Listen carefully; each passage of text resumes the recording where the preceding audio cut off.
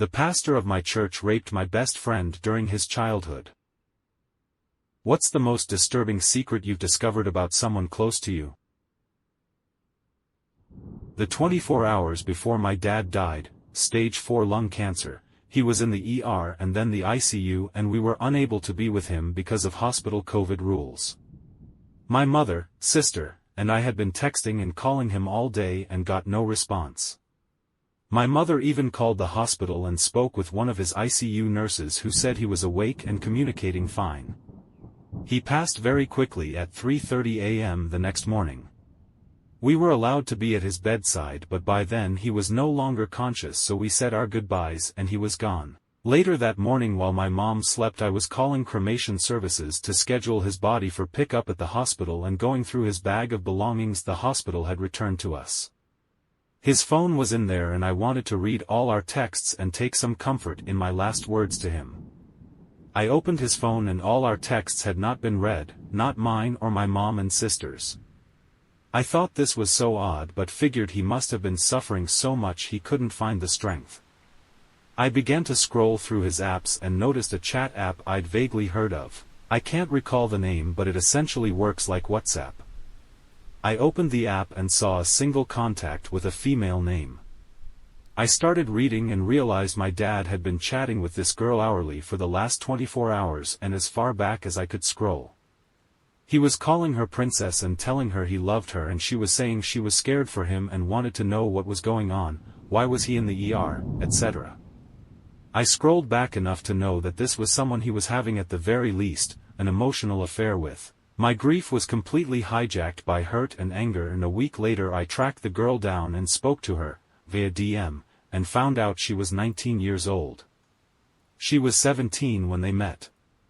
He was her high school bus driver, and she told me they had been dating for almost 2 years. My dad was 66 years old when he died and dating someone younger than his grandchildren, someone he chose to spend his last moments with and say his last goodbyes to. I hope it made him happy, but it sure is a shitty secret to live the rest of my life with. A secret that will forever overshadow my entire relationship with my dad, with no chance to ever speak to him about it. It's the one secret I wish I'd never found out. My great-grandmother was married to 3 different people at the same time. The men were from different branches of the military. She was collecting all 3 of their paychecks at a time. One night as a kid I heard my parents having an explosive argument in their bedroom which suddenly went quiet. The door was closed and locked. I found out during a drunk phone call from my mother it was because she attempted to shoot my father in the face with a .303, but it didn't go off when she pulled the trigger as there were no bullets. They were both horrified and just stared at each other apparently. They're still together. Discovered that my sister stole my father's $25,000 Rolex not more than 24 hours after he died. I only discovered it when she and her husband made a frivolous purchase, and I wondered where they got the money since they were always broke and begging my parents for money. I got suspicious. It hit me that she might have stolen and sold the Rolex. Had the paperwork, ran a track on the sales history, and discovered it had been sold to a pawn shop down the street from where my sister lives. Went to the pawn shop and after a bit of persuasion got them to tell me who sold it to them, and it was my sister. Me and my mom disowned her. Just found out the other day that it wasn't my neighbor's dad who senselessly shot and killed my dog. It was his son, who I was close friends with. He did it on purpose. He knew how much that dog meant to me too. I also found out the other day where he lives. He's a meth head now, so I'll just let nature or the police do their thing. My former wife, now ex, and I were having problems. I was certain she was cheating on me. I found her notes where she was figuring out and had added up how much I was worth dead. My mom received birthday cards with money in them for years from her parents. She kept the cards with the money in them, saving to buy a piano for sentimental reasons. My sister, who has repeatedly stolen from family members, found the collection of cards money and took them. My mom only wanted the cards back when she realized what happened. My sister denied everything. I was pretty close with my youngest uncle growing up, at least in pictures. He was in his mid-20s when I was like 5 for context. One day when I was in middle school he just stopped coming around completely. My entire family told us kids that he was backpacking around the nation. In high school, I was doing a genealogy project on my grandfather, his dad, and accidentally found my uncle's name on the sex offender registry. Come to find out he was running a CP ring and had served 16 years in federal prison. He's out now and my family pretends nothing happened. I stay far away. Graduated boot camp and wondered why my brother wouldn't talk to me. Turns out he was fucking my ex while I was there instead of delivering my letters. Guess guilt ate him up and he thought it was simpler to keep up the lie and not have a brother, right up until an old friend from my hometown told me what happened. My grandfather beat someone to death. My dad was an only child, but my grandmother was once pregnant with my dad's younger brother. When she was 6 months pregnant, someone in construction equipment ran over the car she was driving and she lost the baby. While she was in the hospital, my grandfather found the guy and beat him to death. From what I understand, he was in jail for about a week before he was released. Apparently, he claimed temporary insanity due to the circumstances. I learned all this about 4 years ago when my brother was researching family history and asked my grandfather about it. I've always seen him as a nice, little old man. My brother was stealing money from my father who had dementia. This went on for a year and then I found out about it because the bank who had my father's mortgage called me wondering why it hadn't been paid in 6 months. My father's bank account went into the negative around this time too, and when I confronted my brother about it he said, "Well, I gotta pay my bills." I was about to take control of all the accounts and make sure shit got back on track, but my father ended up in the hospital and died shortly after that. My brother also stole some of my inheritance. In the end, he stole over $5,000 from his dying father. So my grandmother, who's been estranged from my family for a long time now for a multitude of reasons, has this weird thing where she has to share food with people. Are you ordering steak at the restaurant? Well, oh boy, she's gotta order the same thing even if she doesn't like steak.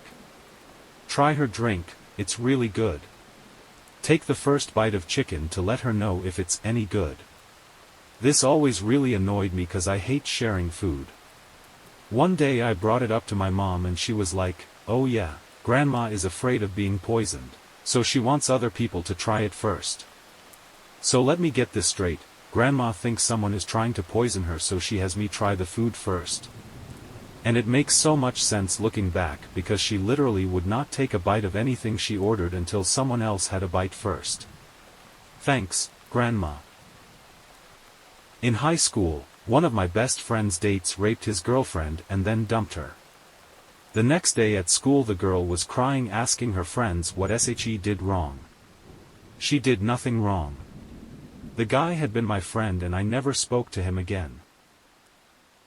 Found a scrapbook of my mom and a guy I didn't recognize from her immediate post-college days. Turns out he was a long-term boyfriend of hers who killed himself when she broke up with him. My grandfather found his body. I learned at age 20, by finding the book/shrine to him. When my grandfather passed away we discovered that he did not exist.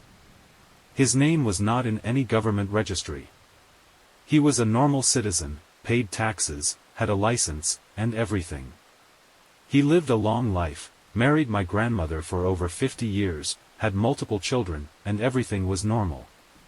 Still, to now, no one knows who he really was and why he had a false name. I found out that the reason why one of my uncles didn't want to go back to Korea when he retired was that he couldn't. He was fearful of political reprisals if he tried to return.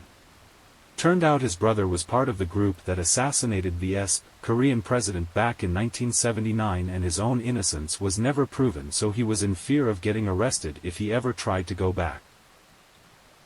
After my husband died in 2020 I found out he had been having an affair with a 30-year-old, he was 55, she apparently aborted his baby, and everything he told me about his prior life was a lie, second marriage for both of us, and he had been having sex with men since he was in his early 20s.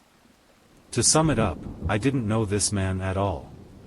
We had been together for 10 years and married for 6. The kid that bullied me in grades 5 and 6. Turns out his father was molesting him and his brother, throughout their childhood. I said something in general about horses one time. My good friend just kinda shrugged and said, "Huh. My uncle got fucked to death by a horse." What the hell? Turns out my friend's uncle was the Mr. Hands guy from the Seattle area. My friend was like, "Oh yeah, there's a whole movie about it and everything, it's called Zoo.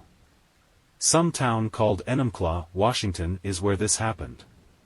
I did look it up to see what he was talking about since he just blindsided me with the whole story. I don't really know why someone would claim such a thing if it weren't true, but perhaps he just wanted to shock me. We don't really communicate anymore, due to changing jobs. My best friend confessed to me that he has a child as a result of a long-distance affair in another country. He has 3 kids in the US and is in a toxic marriage. His wife doesn't know. A work colleague appeared on the front page of a national newspaper for a life of fraudulent qualifications. He claimed medical and law degrees, was a brigadier in the Army Reserves, and was the CEO of a major health fund. He actually was a brigadier in the Army Reserves, but that and the Heath Fund role were largely built on fraudulent qualifications and a progression of jobs also based on these claims. In reality, the only qualification he actually held was as a mortuary assistant. Not even his wife knew. The fraudulent degrees had been gained when he was in the Army Reserves recruiting and he had access to submitted position applications. He came undone when he applied for a government job and some flags were raised by the recruitment people. He tried to withdraw the application but didn't realize that an application for a government role has the same weight as a statutory declaration and cannot be withdrawn. It all went south very quickly and he ended up doing jail time. She was my best friend of 7 years, we had literally been through it all together. I moved out of state with my now husband, but she convinced us both to move back to be closer with her, after about a year. We had no real ties to the state we had tried out, so we said screw it, let's go back, she's basically family. We were all so happy to be reunited, she was over almost every night for dinner, and we all laughed and talked and had a blast. Best year of my life. Then slowly, she started trying to turn my husband and me against each other. Anytime we had an argument, like any couple does, she would text each of us about how right we were, trying to foster animosity between the two of us. With me, she started talking about how she had a plan B for us, that if my husband and I couldn't make it work, I could move in with her and we'd live happy lives together.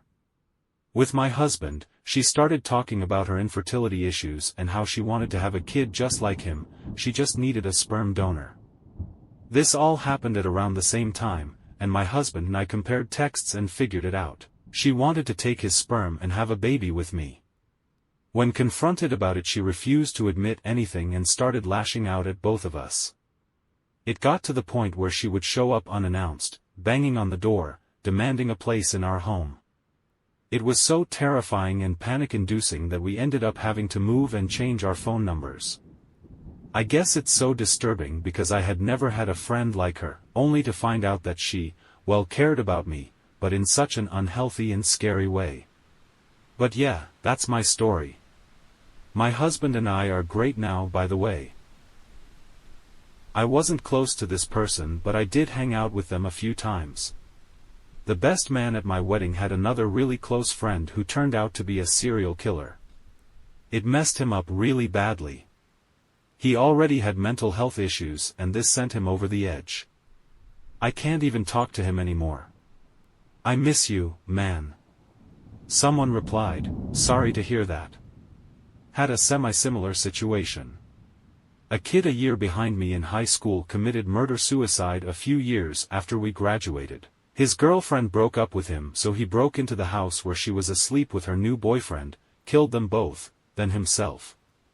The first and only time I remember my podunk town making the national news, my uncle on the other side of the country called my mom and asked if we knew the kid after he saw the report on TV. Awful, awful shit. I didn't know him that well, but he'd gone to prom with one of my friends less than 5 years prior.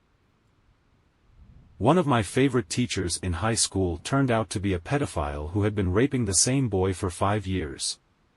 Somebody replied, "My former church youth pastor was raping an acquaintance of mine for years and inadvertently caused his death. I met this boy and the youth pastor when I was in middle school. The boy was gay and it was pretty well known. He was not a regular member of the church, just occasional teen group activities. The first time I ever met the youth pastor, I asked a friend if he was gay. They told me I was crazy. Well, I wasn't. This man was beloved by everyone, and I mean loved. He was the youth leader for over a decade. The last time I ever saw the boy, we were about 16. I ran into him at a store. He told me what had been happening all these years and that he was finally strong enough to expose him. He told me that either he was going to make the youth pastor confess to the church or he would go to the police. As far as I know, he followed through with this confrontation because the very next week, the head pastor announced to the church that our youth pastor was quitting, moving back to his home state to go work at the grocery store he used to work at. Yes, a freaking grocery store. They threw him a farewell party. I never saw the boy again, but I do know he didn't get justice because the youth pastor did exactly what he told the church he was going to do. The boy went into a tailspin, as his cousin told me years later, was depressed and got hooked on drugs. He overdosed when we were 19. I have lived with this for years and kick myself for not saying something too. I don't know if I can now. If anyone thinks I can and something will be done, I do know where that youth pastor is now. Just after my 6th anniversary, I found a video on my husband's tablet from a hidden camera that showed my 14-year-old niece nude. I called the police immediately. He never came home again. He's in prison now. In one moment I realized I had no clue who I was married, and had a child with. Subscribe so you don't miss the next videos.